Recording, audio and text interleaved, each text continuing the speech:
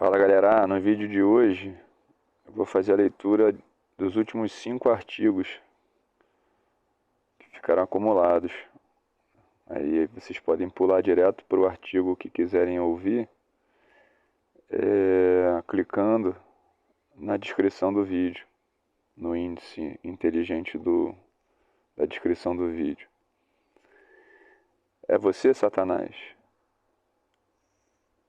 21 de junho de 2023.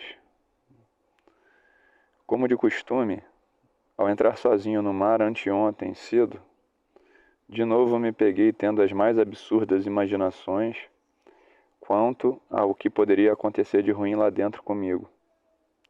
Bom, para mim não tem nada de absurdo, mas na hora em que conto para os outros, dou-me conta de que a maioria não conseguiria nunca adivinhar os tipos de temores que me passam pela cabeça em momentos como aquele, em que estavam presentes Letícia Santos, David e Rogério. Tão logo saí da água, fui passar-lhes meu relato. Meu medo de tubarão, todos sabem, não é novidade para ninguém. Mas senti também que estava com medo de ir muito no fundo e evitei o quanto pude. Até porque acabou que só precisei me defender mesmo em uma onda. Ao que expliquei-lhes que eu não estava muito afim de, abre aspas, me chocar com o corpo, que poderia estar perdido lá no fundo, sei lá, né? O que relatei à turma me fez lembrar do episódio do Chaves em que a Chiquinha, o Chaves e o Kiko, ao bisbilhotarem a casa da Dona Clotilde, põem-se imediatamente a imaginar estarem dentro de um castelo medieval com a bruxa do 71 fazendo feitiçaria para conquistar o coração do seu Madruga. As 3 crianças se borrando de medo o tempo inteiro, até o instante em que, flagrados por Dona Clotilde, que naquele momento encaminhava-se para a porta de sua casa, berram de medo e acabam constatando que aquilo tudo não passava de fruto da sua imaginação. Moral da história: não importa muito a natureza dos nossos medos, que, por exemplo, podem ser do tipo tomar uma onda grande na cabeça, ser, abre aspas, levado para a África pela vala, encontrar um tubarão, etc. O que importa mesmo é sabermos que todos temos algo que nos desestabiliza emocionalmente e que, portanto, o desafio do autocontrole emocional é comum a todos nós, é da natureza humana e independe de pessoa.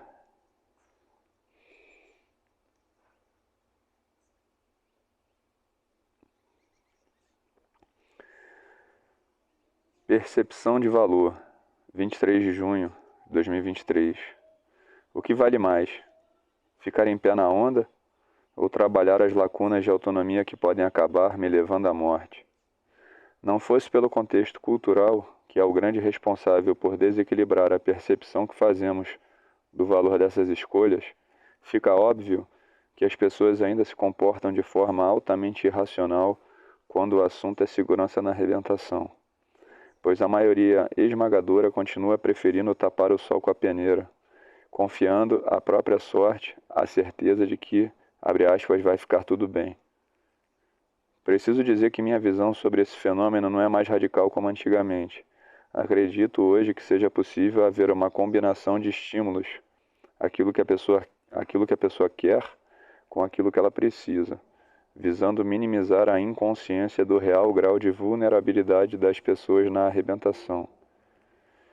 Porque, uma vez oportunizados, com a chance de percebermos o real risco que estamos correndo, quem tiver sentido isso terá entendido a necessidade de investir pelo menos parte do seu tempo nas tais lacunas do seu conhecimento.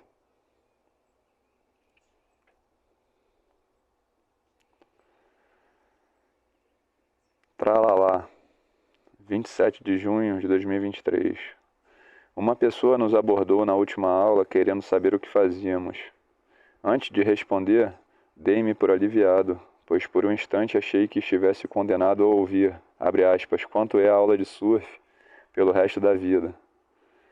Felizmente, nosso novo uniforme parece estar surtindo efeito junto à população que nos observa durante a aula. Apesar disso, a conversa que se seguiu revelou-se infrutífera e desanimadora.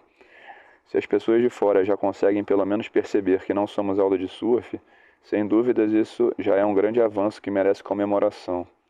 Foi com desânimo, no entanto, que uma vez mais senti na pele a tendência que o público tem de subestimar a complexidade do nosso trabalho. Vejam como foi o diálogo. O que é a sobrevivência na arrebentação? Perguntou a pessoa. Aprendemos a não morrer na vala, mesmo não sabendo nadar e não tendo condicionamento físico, respondi. Ah, entendi. Vocês ensinam vala, valão, banco, tralalá. A pessoa concluiu. Exato, tralalá. Isso aí, respondi, procurando fazê-lo de forma bem-humorada. Tralalá foi uma figura de linguagem que a pessoa cunhou ali na hora, que no contexto soou para mim como etc, etc, etc, no sentido de mais do mesmo. O grande desafio do RSS, que as pessoas de fora não percebem, reside no fato de que, enquanto pode até parecer moleza realizar o estudo do ambiente olhando da areia, na hora de realizá-lo in loco, de dentro da vala, por exemplo, a coisa muda de figura.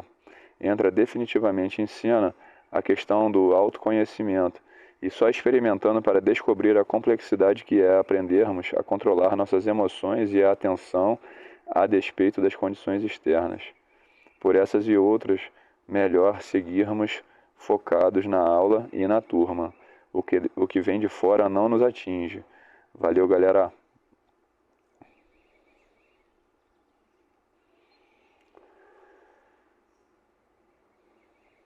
Procuram-se tradutores. 1º de julho de 2023. A aula de anteontem foi emblemática. Transpareceu claramente o nosso objetivo, que é tornar as pessoas conscientes de como se comportar na vala.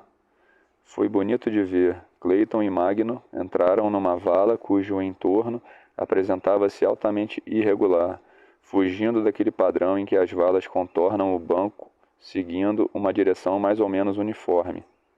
O banco estava muito reduzido e sofria efeito de mais de uma corrente, e o início das valas estava muito próximo um do outro. Ou seja, seria impossível sair dali apenas copiando o raciocínio de um cenário de vala e banco mais definidos e sem fazer força. A dupla deu grande atenção aos detalhes e apresentou um show de destreza baseado na sensibilidade ao movimento da água. Portaram-se com elegância o tempo todo e ficou realmente nítido o potencial enorme que o RSS tem de impactar positivamente a autonomia de qualquer um na arrebentação. Diante disso, pus-me a refletir. Saí da aula direto para o mercado, ainda uniformizado, onde a funcionária da caixa registradora me perguntou se eu era mergulhador. Embora tendo demonstrado desconhecer o significado da palavra vala, entendeu quando expliquei tratar-se daquela força que puxa a pessoa para dentro do mar e faz ela se afogar.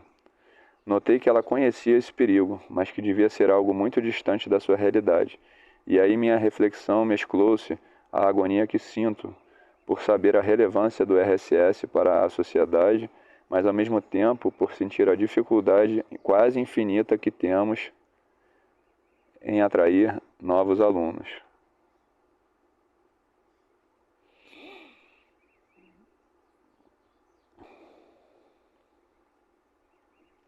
No Limite, 4 de julho de 2023.